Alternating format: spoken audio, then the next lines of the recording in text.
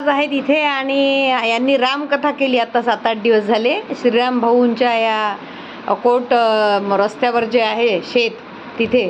तर काय अनुभव आहे महाराज तुमचा? हां, तर रामकथेमध्ये काय म्हणजे इथे जे आहार प्रणाली आहे ती कशी केली? या ठिकाणी रामचरित मानसचं नवा पारायण झालं आणि श्रीरामभाऊ अक्करते यांनी तप सेवा सुमिरन म्हणजे जे रामायणाचे सिद्धांतच आणि आहाराविषयीचे आहेत त्याच्या संबंधीच हे शिबिर पद्धतीनंच हा कार्यक्रम होता. रामचरित मानस पण त्याच याच्यावर होतं आणि रामचरित मानसही त्याच धर्तीवर होतं. त्याच्यामध्ये तप सेवा आणि सुमिरन वेगवेगळे विषय थोडे समजून सांगितले गेले. लोकांचा प्रतिसादही राहिला. त्यांना आहारही त्याच पद्धतीचा दिला गेला.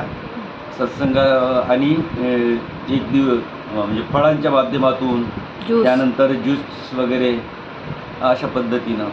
तर लोकांनी त्यांचे अनुभवसुद्धा चांगल्या पद्धतीनं तुमची ही कथा खरं तर अद्भुत कथा झाली, अलौकिक झाली की अशी कथा लोक करत नाहीत की ज्या याच्यात म्हणजे तुमचा आहार असा दिला गेला की त्याच्यामुळे लोकांचं आरोग्य पण चांगलं झालं आणि लोकांना समजलं की त्यांचं स्वास्थ्य त्यांच्याच हातात आहे. हो, आणि म्हणजे प्रात्यक्षिक घडूनच घेतलं गेलं सगळं. किंवा कथा तर होते परंतु त्यांचा कथेतच जो आहार आहे एक प्रकारचा, त्या कथाचे जे पात्र आहेत एक प्रकारचे ते जो आहार करतात तर त्यांनी का केला आणि त्यांचा काय फायदा आहे तर प्रत्यक्ष लोकांना त्याचा अनुभव आला एक प्रकारचा की बऱ्याच जणांचं जे काही विकार होते एक प्रकारचे शारीरिक व्याध्या होत्या तर त्याच्यामध्ये परिवर्तन येतच एक प्रकार. पण महाराजांचे वडील पण वियोगी महाराजांच्या सोबत राहिलेले आहेत, त्यांचं थोडंसं सांगा.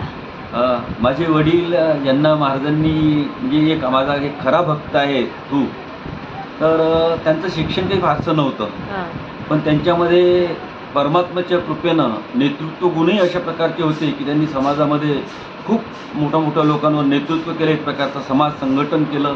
समाजामध्ये भरपूर अशा प्रकारचं कार्य आणि ऋषीमुनींच्या धर्तीवर ते कार्य त्यांनी केलेलं आहे एक प्रकारचं की अयाचक तत्वाचा प्रतिपाळ करणं.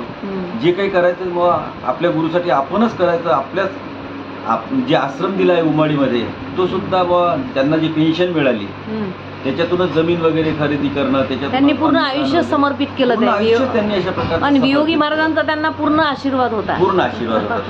आणि महाराजांनाही पण आपल्या वडिलांचा वारसा मिळालेला आहे. आम्ही स्वतःला भाग्यवान समजतो की महाराजांशी आमचा परिचय झाला आणि अतिशय म्हणजे आपण म्हणतो परोपकारासाठी असतात संत लोक, तसे हे संत लोक आहेत.